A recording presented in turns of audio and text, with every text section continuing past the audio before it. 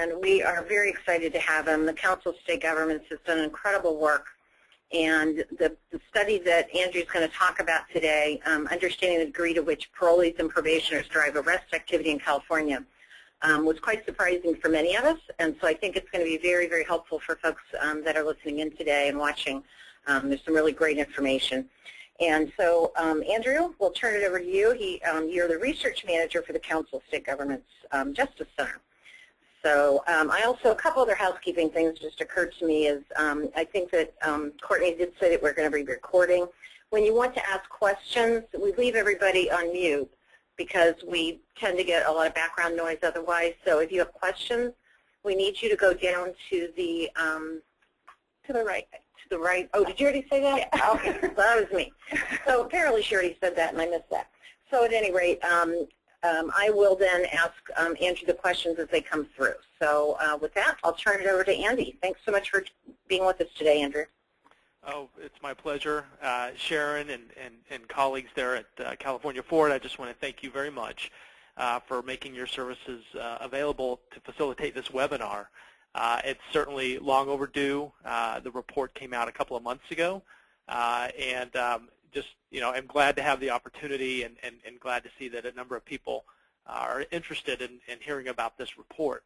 As I mentioned, it was a couple of months ago, in fact, January 22nd, that we finally did release our report titled The Impact of Probation and Parole Populations on Arrests in 4 California Cities. The project that we undertook was funded in part by Public Welfare, the Pew Center on the States, the Rosenberg Foundation, and the Fund for Nonviolence. And there is a electronic version that can be accessed online for those of you that are interested and do not yet have a copy of that. So what is the study that we did? Just as a real brief bit of context, in Denver in 2009, at a meeting of the International Association for the Chiefs of Police, there was some discussion amongst those in attendance, kind of a lot of anecdotal information being put forth indicating, 75%, most of the people I arrest are people that are on supervision. Some would say parole, some would say probation. And we kind of felt like that the math couldn't be so. And what we realized was that a lot of people, when thinking about the volume of arrest activity that's related to people on supervision, would typically reference that through the frame of the recidivism studies that are ubiquitous in our line of work. Whether it's California or Texas or Florida or Kansas, every place has a pretty well-established tradition of conducting recidivism studies. And of course, a traditional recidivism study, it will follow a cohort of people who have been placed on probation or parole. It will generally track them for a period of 3 to 5 years, and it will answer the question of that cohort, what percent were subsequently rearrested, reconvicted, reincarcerated. And so that was the framework that people were using to answer the question, how much arrest activity is committed by people on supervision. And we realized that really wasn't the right way to address that question. And so what we did with this arrest study was we basically flipped it. We're still looking at people on supervision. We're still looking at arrest activity. But rather than following people on supervision for a period of years, we instead gathered all arrest activity and matched to that arrest activity records of people on probation and supervision so that we can answer whether for a specific day, a specific month, or a period of time, what is the overall share of arrests that are contributed to by people who are under supervision. So for example, this is from the California Department of Corrections and Rehabilitation, and it shows you the 3-year recidivism rates, arrest, return to prison, and conviction, tracking up through the 2007-2008 cohort. And these are 3-year recidivism rates.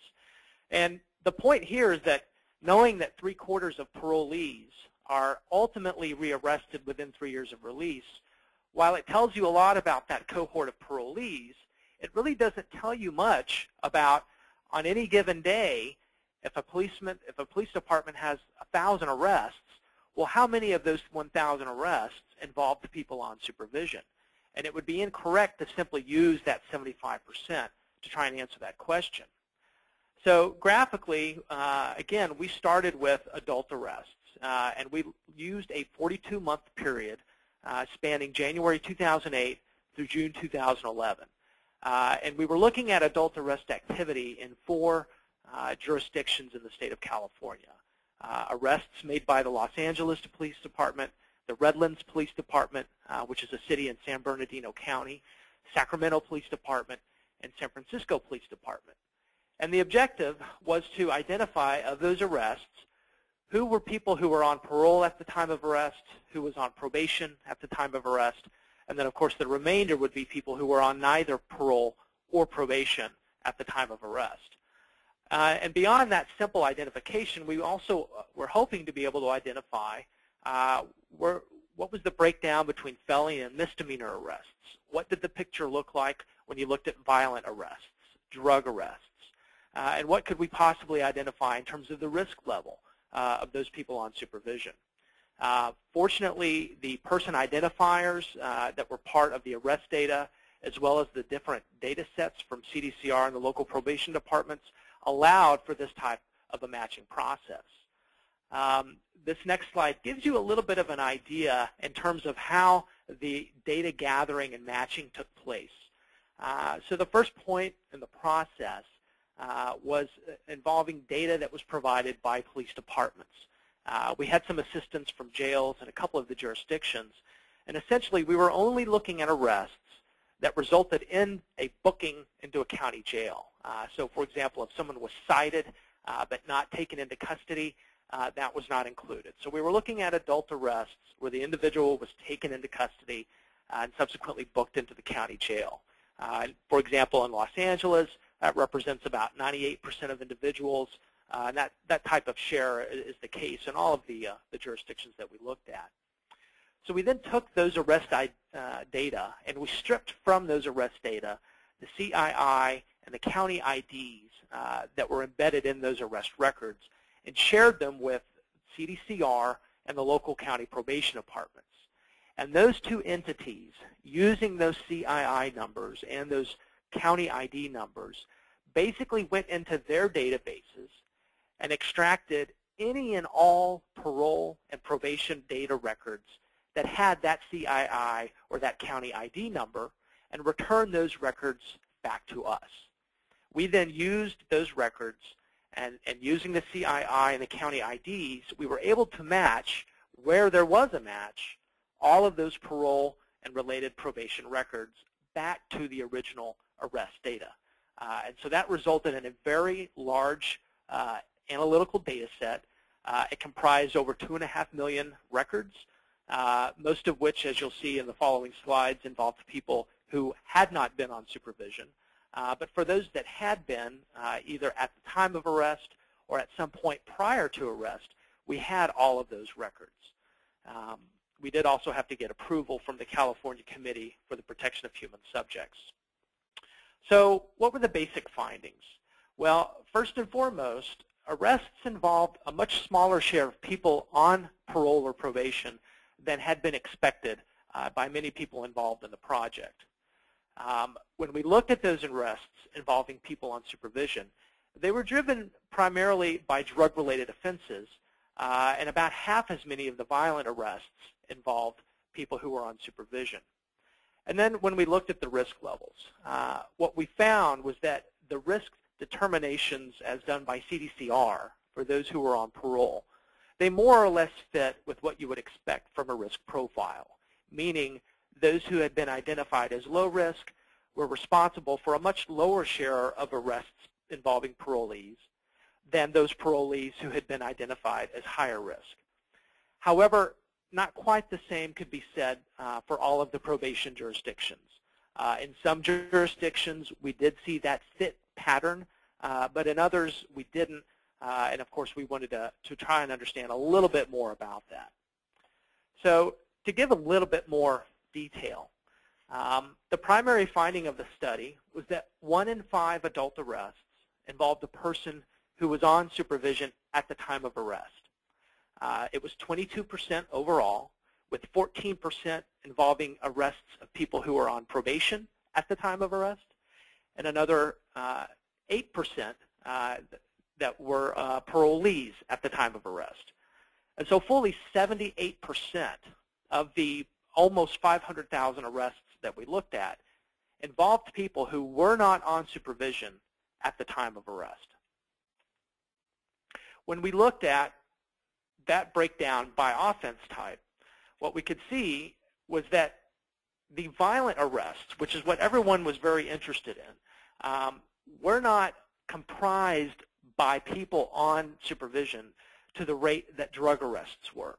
And so this graphic here gives you kind of, we call it a butterfly graphic. It gives you a sense of the composition of the arrests by offense type that were comprised of people who were either not on supervision at all or people who were on either parole or probation.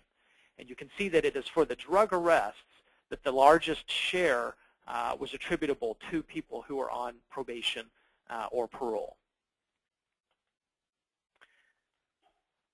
So this gives a little bit of a breakdown on the risk level. And so when we looked at that 8% of the total arrest picture that involved people who were on parole at the time of arrest, of that 8%, of that 40,000 group of 40,000 arrests who involved parolees, 13% of them had been identified through the CDCR risk assessment process as being low-risk parolees. In other words, they were at a low risk of being reincarcerated in CDCR within a 3-year period. 34% had been identified as moderate risk, and 51% had been identified as high risk. I want to take a moment just to clarify a couple of things about risk assessment. Risk, number one, is not related to the severity of an individual's offense. In fact, quite often it's actually counter to that. Typically, we see lower severity offenders, such as drug offenders and property offenders, actually have much higher risk rates, in other words, much higher rates of reoffending, than people that have more serious offense levels. So when you look at a risk profile, you do not want to substitute in their offense severity. Rather, it's the likelihood of continued criminal behavior.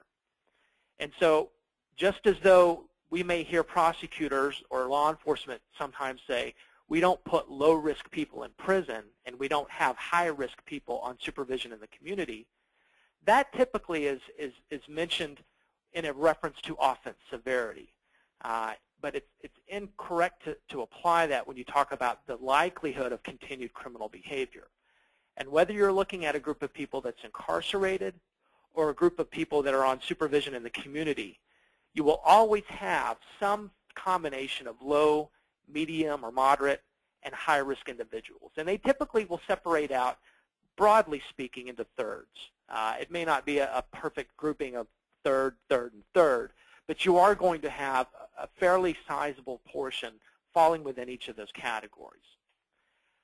So when we look at the probation risk level breakdown, again, this is not the risk breakdown of everyone on probation, but it's the risk breakdown of arrests involving people who are on probation.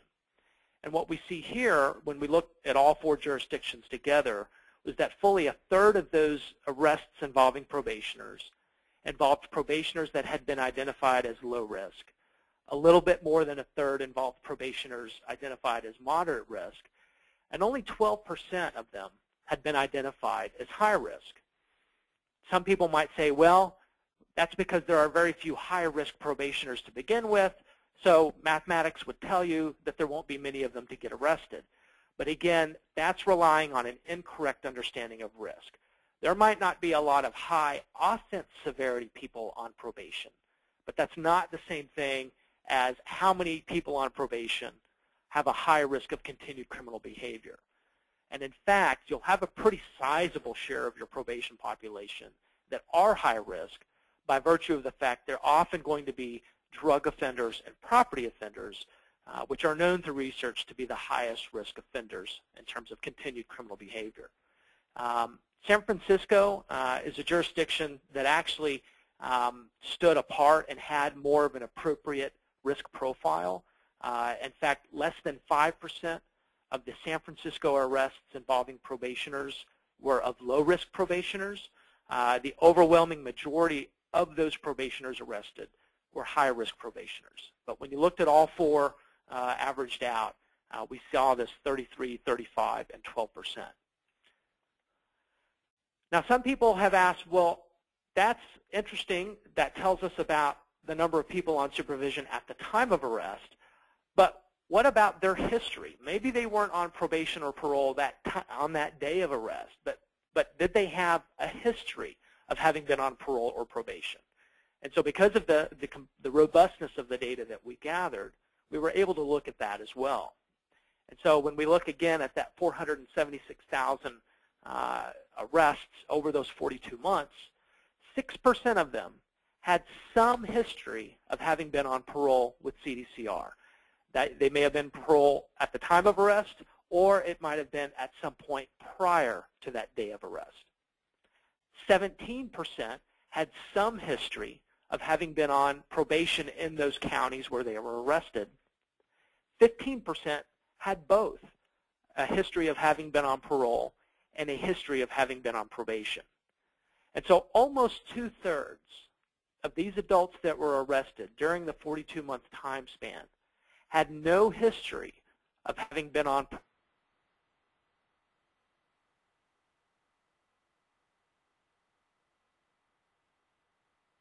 parole or probation quite far. The CDCR data went back to the early 1980s, and the probation data went as far back as the 1970s. I think the most recent was in Sacramento, and that was around the late 80s and early 90s. So the data did go back quite a ways. Another interesting finding during the study was looking at the trajectory of arrest activity during this 42-month period. And so this graphic here looks at total arrest volume in these 4 jurisdictions. And then we also look at arrests involving probationers and arrests involving parolees. And so using the left-hand vertical axis, we can see that total arrests in these 4 jurisdictions went down from around 12 to 13,000 per month in the early months, all the way down to about 10,000 per month towards the end of the study. Using the right-handed vertical axis, you can track the probationer and parolee arrests. So the probationer arrests, they went from around 2,000 per month down to about 1,500 per month over the course of the study. And the parolee arrests went down much more drastically, from around 1,300 or 1,400 per month all the way down to fewer than 500 per month by the end of the study. And so you can see, for example, there was an 18% in the average monthly volume of arrests in total, but a greater decline involving arrests with probationers, a 26% decline. But those arrests involving parolees went down by 61%. And it's important to point out that this change in the volume of arrests cannot be explained simply by looking at the number of people on probation or on parole. So for example, in those 4 counties where we only have county-level data on the probation population, those probation populations only went down by 12%. So that in and of itself wouldn't explain the 26% decline in probationer arrests. But what definitely jumps out is the fact that there was only a 14% decline in parole supervision populations. So that certainly doesn't explain that 61% change in parolee arrests. And we don't know what does explain it. This was a very interesting finding. There were a lot of hypotheses as to what might have been driving that decline in parolee arrests, and no one really knows. So all of this has tremendous implications moving forward. As everybody is probably quite well aware, there have been tremendous changes in the state of California over the last couple of years. And when this project started, the policy that everyone was fascinated in at that time was non-revocable parole. AB 109 and realignment, public safety realignment, had not even been uttered. And really what was driving a lot of the genesis of this project was the advent of non-revocable parole and people being convinced that that was going to create a lot of problems. Well, during the period of the study, Realignment came out, which, as we all know, has generated tremendous change in policy. So we've seen the California prison population decline by around 40,000 individuals. It peaked at more than 173,000 just a few years ago, and it's about 40,000 below that. We know that the responsibility of who's going to be supervising people is shifting. The parole population, it's going to continue to drop as people who have certain offense characteristics that are already in prison, upon their release, they'll be supervised locally by the county probation departments under post-release community supervision. But more importantly, whether it's through PRCS or through those committing new crimes after October 2011 and being sentenced under 1170H provisions, they're going to be supervised most likely by the local county probation departments. It's unlikely that the counties will be able to do a one-for-one transitioning from people who were getting sentenced to prison to now being sentenced to jail. So that's obviously going to put increased pressure on those probation departments.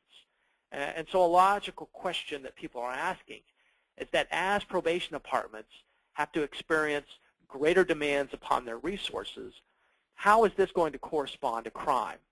More specifically, what will we see in terms of arrest activity? Well, this is just another way of presenting what I showed just a few slides ago. And what we saw with our baseline study was that when we looked at the volume of adult arrests, 78% of those arrests involved people who were not on supervision, 14% involved people who were on probation, and 8% involved people who were on parole. Fortunately, the CDCR data provided a very rich level of detail, and it allowed us to conduct kind of a proxy exercise where we basically retrofitted what a realignment profile would look like. So for example, we had data on what the triple nons would be. We could identify if someone had met criteria for a serious, violent, or sex offense. We also knew if there was a history of any of those. We also knew if the parolee was a third striker. And so using those data, we basically did an exercise looking at what that parole population and probation population composition would look like if AB 109 had been in effect during the time of the study. And so what we see is that those people who had been identified as parolees, that more than half of them, 6% of that 8%, would fit under the post-release community supervision rubric. And so we've basically been able to develop this realignment proxy using the data that we had already gathered. So moving forward, we see this study as really providing a very unique baseline for measuring realignment in relation to arrest activity. And so as realignment was implemented and moving forward, there's some very basic questions. What is the total volume of arrests going to look like, really irrespective of where they're being supervised, but is crime in general going to continue its downward trend? But more specifically, how will that share of arrest activity be accounted for in terms of, are they people who are on supervision? Are they on supervision by the traditional parole system? Are they on supervision by the local probation departments? Or are they not on supervision at all? Are these people who perhaps are in a pretrial phase? Or were they, for particular reasons, neither placed on probation after serving some jail time? That there's all kinds of questions to look at in terms of what these future arrests will look like and how they relate back to supervised populations. So we feel at the Justice Center that there's some basic questions facing California moving forward. And we think that there's some key strategies that could be adopted in an effort to connect some of these dots. So first, we think it's very important that actors there in the state ensure that the research focus is broad and that it focuses on overall public safety trends. As we saw a few slides ago, if only the realignment population is going to be looked at, you're actually going to end up looking at a fairly narrow band of the total picture. So we feel that it's very important to have a broad research focus moving forward. Number two, it's critical to make sure that law enforcement and probation are on the same page about what works to reduce crime and recidivism. Recidivism is a very key component of managing supervised populations, in that if you understand what works to reduce recidivism, then you can have a direct impact on crime. And it's important for law enforcement to understand the tools that probation departments are employing to go about reducing recidivism. And we also feel that it's very important for there to be a consensus arrived at as to what the state's role is in measuring, supporting, and improving efforts to increase public safety. And it's more than just ensuring that there's adequate money going to the counties. There's a fundamental role and responsibility that the state's going to have, not just in terms of measuring the progress and the implementation of AB 109, but making sure that that can be done so through the lens of public safety in California. And so going back to this visual of looking at the arrests that we tracked in those 4 jurisdictions over the 42-month period and how it can be attributed back to various supervision groups, there's some basic questions. So for example, and this is all about keeping that wide research lens, obviously people should be monitoring that realigned population and change the tactics accordingly as they identify particular challenges that maybe had been unanticipated or just better approaches generally. Looking at probation, probation is doing a lot of really good things. We've actually been there and heard presentations at CPOC and visited with a number of probation departments, and they're really pushing the envelope to incorporate evidence-based practices. And so it's important to help probation departments maximize these efforts and these endeavors because they do translate directly to public safety. But perhaps as important, if not more important, is looking at that very large group of people who are not under supervision, but nonetheless are contributing to crime, criminal activity, and showing up in the arrest data. This will definitely inform pretrial release decision-making. If somebody is released on bond without any supervision, is that better than putting them under some sort of pretrial supervision? It might inform split sentencing decisions. So there's a tremendous value in tracking what otherwise would be a non-supervised population so that it can be related back to the efforts of reducing crime and improving public safety. The second thing, and this is about making sure that law enforcement and probation are on the same page, is making sure that everyone is properly focused on what works to reduce recidivism. So first and foremost in this is the risk principle. Again, that is who is most likely to commit crime. It's not the same thing as offense severity. There are good tools out there that help identify these things so that you can identify people that have certain criminogenic characteristics, whether it's antisocial personalities, for example. Identifying that who component is the first step in the process. And then what do? Well, it's important that you invest in programs that work. There's an evidence base to those programs. They've been demonstrated in other jurisdictions to reduce recidivism. And those are going to be programs that address a complement of dynamic risk and need areas. And then how do you do this? Well, that's what the supervision departments are going to be best equipped to do. That may involve using swift and certain responses to minor violations. It definitely needs to incorporate cognitive behavioral approaches. So really this is the who, the what, and the how that needs to be a part of getting law enforcement and probation on the same page as to what are the things that will help reduce criminal behavior by people on supervision.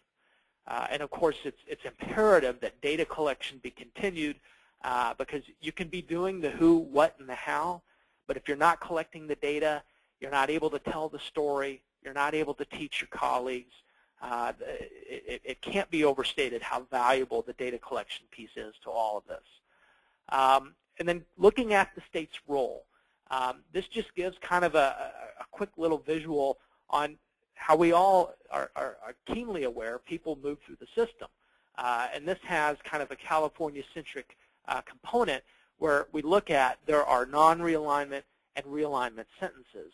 But even within those two types of sentences, they are both going to involve basically some type of incarceration and or some type of supervision, or perhaps both in the realignment sphere with the split sentences.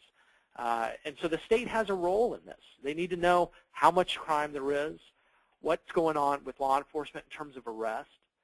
Are the pretrial approaches effective? Are they being maximized in a way that limits the crime that's being committed by people who are awaiting adjudication? What kind of pressure is going on in the courts? How many people are in the jails? How many people are in the prisons? Who's being supervised by probation, and how many of them are there? And is probation able to maximize the good things that they're doing in trying to incorporate evidence-based practices and further their efforts to reduce recidivism and the benefits that that has for public safety?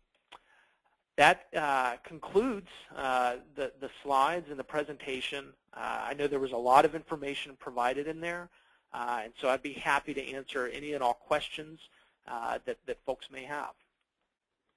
So thank you so much, Andrew. That was absolutely wonderful. I've read the report, but every time I read it or hear from you, it's very complicated stuff for those of us who are not researchers. So you really made it simple for me to understand. We have one question right now, and please, anyone who has questions, please submit those. But I'll ask, David, I'll ask your question now. Regarding the distribution of risk levels among the parolee arrestees, isn't it relevant to know what proportion of all parolees were classified by CDCR as low, medium, or high risk? It is relevant.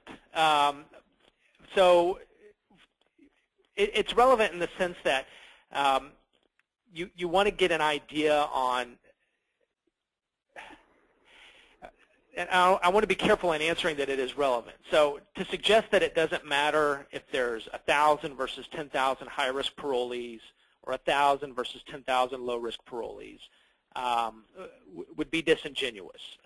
But the relevance, we feel fundamentally, has to do with knowing what the demand for very different types of supervision approaches will be. Obviously, a higher-risk population requires a fundamentally different supervision approach than a low-risk population. And so knowing how many of those types of people on supervision that you have is going to dictate the investment in resources that will be needed. Where a lot of people have gone with this, and we have fielded this question in a number of instances, and it keeps referencing back to, well, what if there are very few low-risk people on parole? What if there are very few higher-risk people on probation? And it may be one thing for that to be the reality in terms of the raw number, but I can say with utmost confidence, and maybe there's some weird exception somewhere in the country, but it really doesn't matter if you're looking at parole or probation, if you're looking at Texas or Vermont. Any supervision population, if you have a low, medium, and high risk categorization, you should have something like a third, and a third. Maybe you're going to have 25, 50, and 25%, or 40, 25, and 35%. But the notion that either of those populations will have only 5% of one risk level and 95% of the other two risk levels, what that's an indication of is that there's a problem with the risk assessment process. Risk is relative to the population being supervised, and what that means is that a low-risk parolee is not the same as a low-risk probationer. And so often when people have this gut feeling that, well, we probably don't have very many high-risk probationers, or we don't have very many low-risk parolees, what they're channeling is this perception that's based on offense severity. And conflating offense severity with the risk of continuing criminal behavior can really kind of undo what otherwise would be a good strategy for supervising populations.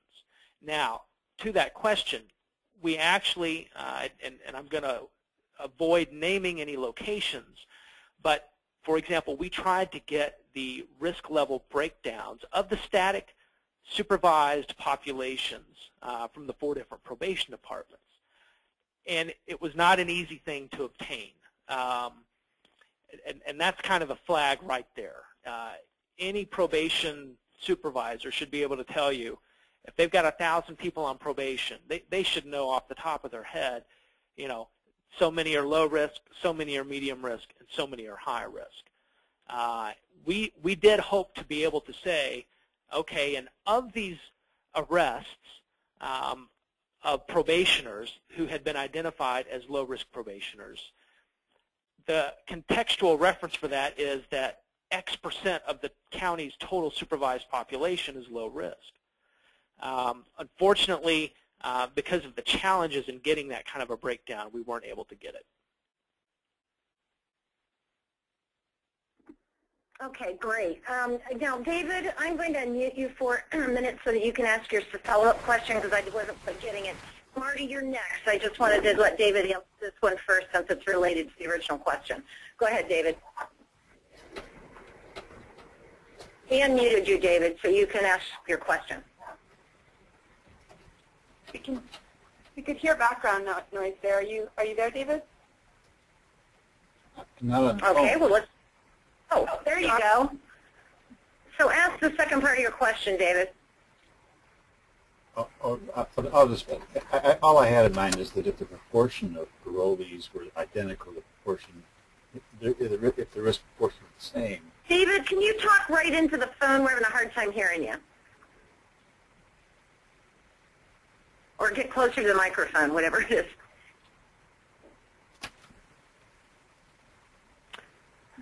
I think I caught his question. I think what he asked was if the proportion of parolees by risk level was similar to the proportion of probationers by risk level.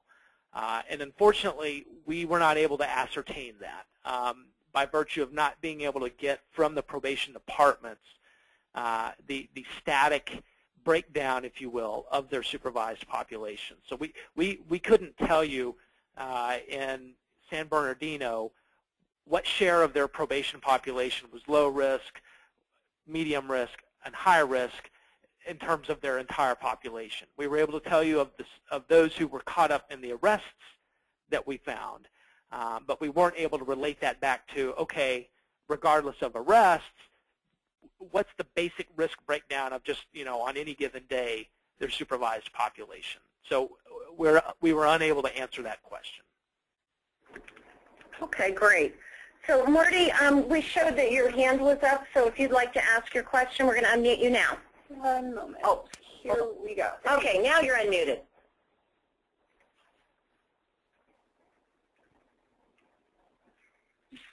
Okay. So if anybody else has a question, we were trying out our new technology since we can now unmute individuals, but that's not working very well. If you have questions, please submit those to us. And I do have, oh, okay, here we do have the question. I don't know why I don't have that. What % of the non-supervised population has been previously arrested? That's an excellent question. And I've got the answer. that response wasn't a deflection. In our report, if you download the report, in the appendix, we went through an exercise where we answered that question. And in that particular appendix, because we wanted to keep it as simple as possible, we limited it to Los Angeles. And so what we did was we basically said, okay, if someone was arrested at any point during that 42-month window, and for any of those arrests, they had been identified as a parolee or as a probationer, then we're going to put them in a parolee bucket, put them in a probation bucket. And so then our third bucket of not on probation or parole meant that regardless of how many times they'd been arrested, they didn't show up on any of those arrest incidents as having been on supervision. So in other words, we had a bucket of people who had been arrested at least once that were parolees, a probationer bucket, and then we had a bucket of people who had been arrested at least once who at no point were on either form of supervision. And what we found was that those individuals who were on supervision, they accounted for about just over 2 arrests during that 42-month period. Again, this was in LA, and we've got an appendix that's showing all this out visually. And in that bucket of people who were not on supervision, they accounted for around 1.3, I think it was, arrests during that entire 42-month period.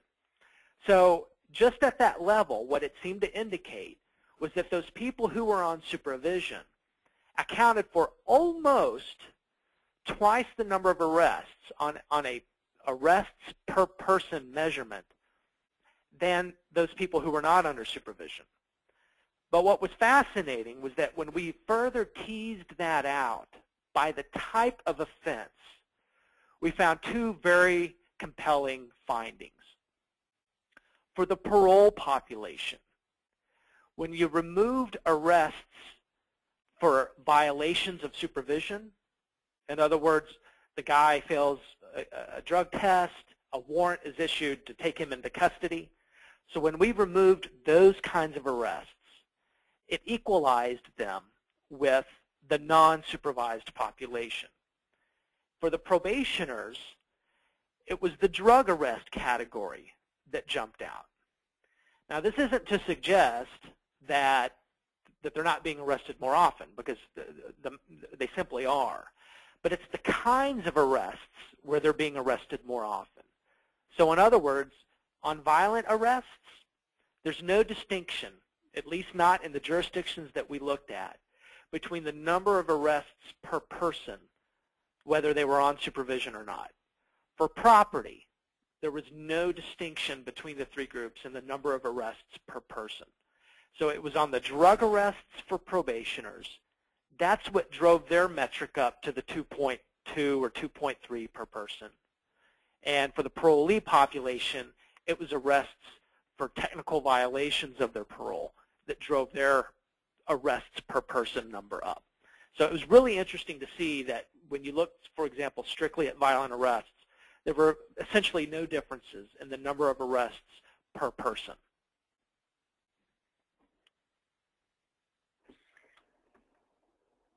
Okay. One of the questions that, another question we had, and actually this one's mine, Andrew, because you talked in here about the issue around the state's role, and I've been harping on this for quite some time about the state really not having much of a role to a large extent around all of this, or providing real substantial leadership. And so all the things you go through in terms of the kinds of research that we should be looking at and the kind of follow-up stuff that we need to do, it seems to me that we're going to have a really big problem really trying to assess that.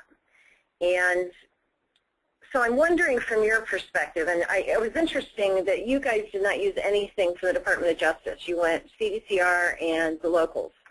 A lot of people are having a lot of trouble with the Department of Justice in getting data. So, but what's your take on, you know, having kind of been working in California a bit on these kinds of things, about how possible it is going to be for us to do the kind of research that needs to be done? And I ought to mention, too, I do a plug for Joan Peter-Celia, just came out with her paper, the 10 questions everyone should ask about realignment, which kind of provides the framework, and there's quite a bit in there, but there's been no research money put aside from the state to research realignment, and getting data has become much more difficult for researchers. And so a lot of these questions that you've raised, Andrew, as well as Joan's raising in the paper she just put out, I think it's going to be really tough. What's your take on that, Andy? So just being very candid, a lot of people asked us, why did you, that's great that you went to the individual police departments, but couldn't you have done it more efficiently and in a more streamlined way if you'd gone to the Department of Justice? And the answer to that is yes, in theory, it could have been much more streamlined. I'll just say that we were unable to access the kinds of data from the Department of Justice that would have facilitated this study. It's also my understanding that they do have the data.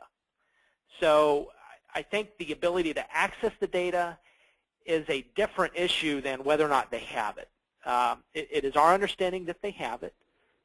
Folks at CDCR, for example, have indicated that they get regular data dumps of arrest information that they're able to use to tie back to their parole population. So the data and at the appropriate level of detail are maintained by the Department of Justice. The police departments themselves told me, Andy, we send all of this data, all of this arrest data, we send to the Department of Justice. I can't speak from a knowledge perspective as to why it might be a challenge there.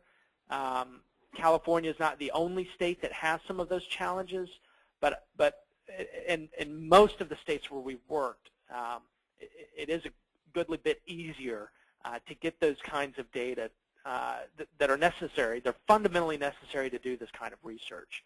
So I greatly empathize with the research community there in California because at some point the state can't continue to rely on, these 3 jurisdictions, these 6 jurisdictions, this 1 jurisdiction. It really behooves the state to know what the 58 counties look like along these lines. One of the shortcomings of this study is that while we were able to look at parole statewide, we couldn't do that for probation because we didn't have Orange County's probation data set. We didn't have Yolo County's probation data set. And so, that comprehensiveness of the data that presumably DOJ has would have certainly expanded the scope of this in a very positive way. The funding is another critical aspect. For anyone on this webinar that has been involved in research, you know that it's labor intensive. You need a number of staff just to do some of the most basic things like data cleaning, making sure that everyone's kind of reading from the same sheet of music, and to just do the actual work itself. And so the funding is a very, very critical piece. And so kind of right there's a couple of very large obstacles staring the state right in the face. The access to comprehensive data and the funding to do it with. We were fortunate that we were able to kind of pay our way. We didn't receive any money from anyone in the state of California in terms of outside of the funding partners that I mentioned. But the police departments didn't pay us to do this. CDCR didn't pay us to do this. The state of California did not pay us to do this. But at some point, it becomes almost unrealistic to rely on that, this unending stream of funding coming from the foundations. Right. Well, I think you've said it better than I could ever have said it, so I appreciate that feedback because I wasn't aware of some of that. So we have a question, another one again, kind of going back to a previous question. What % of those entering the system during the 42-month period had no criminal history?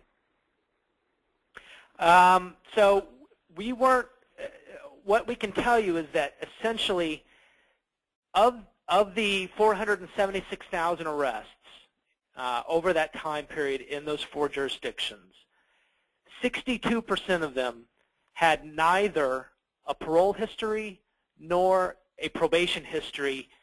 The parole was statewide. The probation was limited to the county where the arrest was made. That does not necessarily mean that they had no criminal history. It's quite possible that a large share of them had misdemeanor arrests, for example, that did not result in a sentence to CDCR followed by parole, and it may not have involved formal probation. we became aware, for example, in California of what is, if I remember correctly, referred to as court probation. We did not look at court probation. We only looked at probation where someone was assigned to the local county probation department's caseloads and their supervision jurisdiction. So we don't know the answer to that question. To truly answer that question, one would have to access basically arrest history records from the Department of Justice. So if Andy Barbee was arrested in LA during that 42 months, does DOJ have any record on Andy Barbee other than that arrest day that would show what my criminal history was? And so since we were unable to get that kind of data from DOJ, we simply we're not able to answer that question. Okay, we're going to try one more time with David. He's got his hand up. So we're going to unmute you, David. We'll see if we can hear you this time. Go ahead.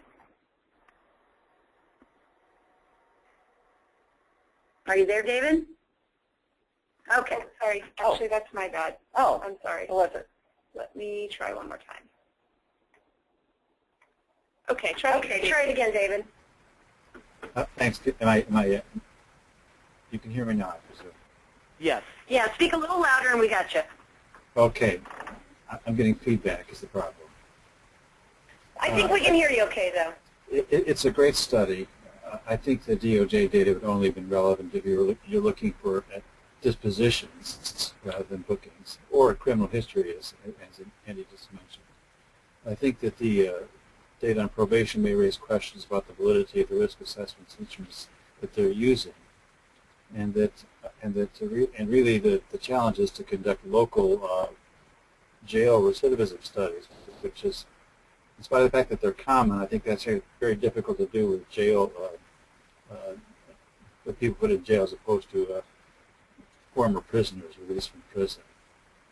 But I suspect that there's a large number of people who are arrested on probation violations who are never convicted of a new offense, and that means that the study's proportion of non-parolees or probationers being arrested is even more striking, because I think that they probably are more likely to be arrested than other people by virtue of the fact that they're under supervision and can be arrested for more offenses than other people, for a greater range of behavior than other people can be arrested for.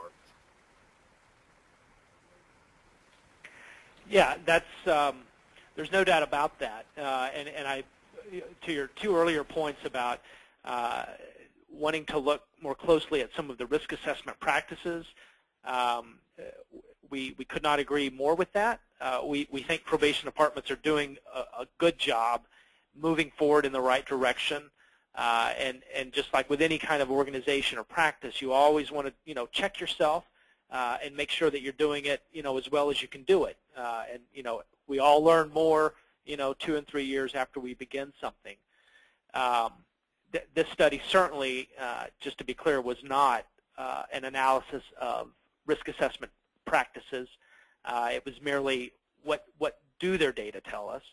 I also agree that a jail recidivism study would provide more power in terms of understanding some of these local dynamics, people cycling in and out, because you're right, a lot of these people won't end up being convicted and placed on probation, much less sentenced to CDCR. Your last comment really speaks volumes. We actually had a police chief,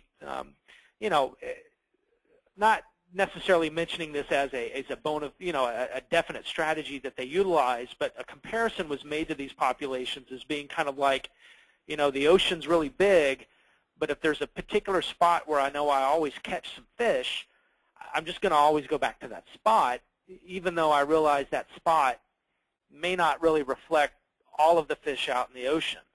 And so I think, the reality of the fact that people under supervision, can be arrested for a much wider range of behavior. The legal thresholds that are required are less than in comparison to someone that's not under supervision.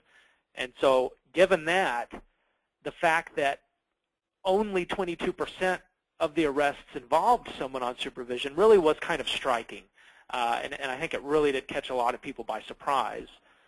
However, I will just quickly mention the state of New York actually replicates this very research every year. They do it statewide. I apologize, there's a tractor behind our building right now, so if you can't hear me, I'm sorry. But this research does exist in other places. And in New York, they find very similar numbers. In fact, a little bit lower. In the Bureau of Justice Statistics, they did a big analysis of felony court filings, and it looked at, well, what was the criminal justice status of these people who had a new filing placed on them, meaning they had been arrested. And it also came up with very, very similar rates.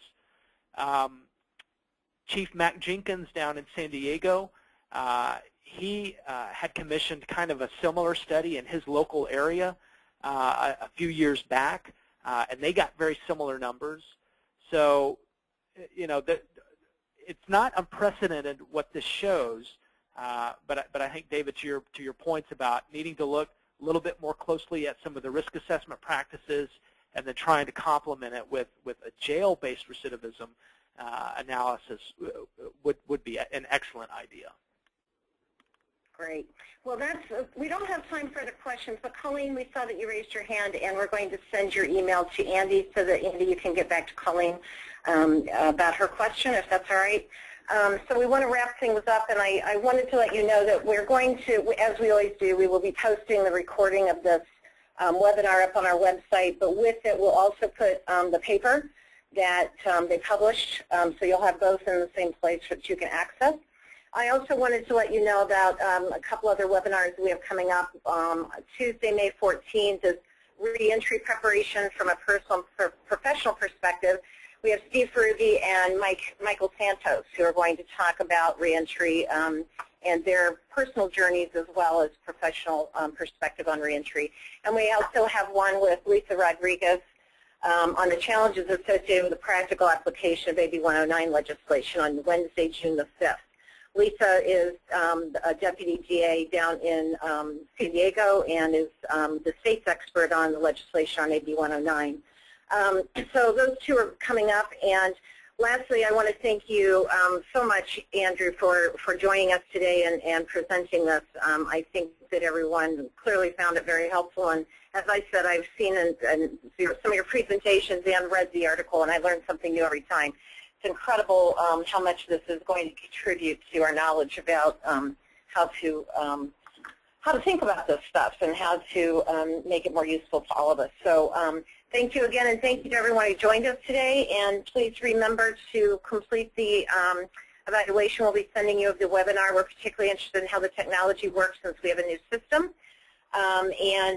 So with that, we'll end, and everyone have a wonderful day.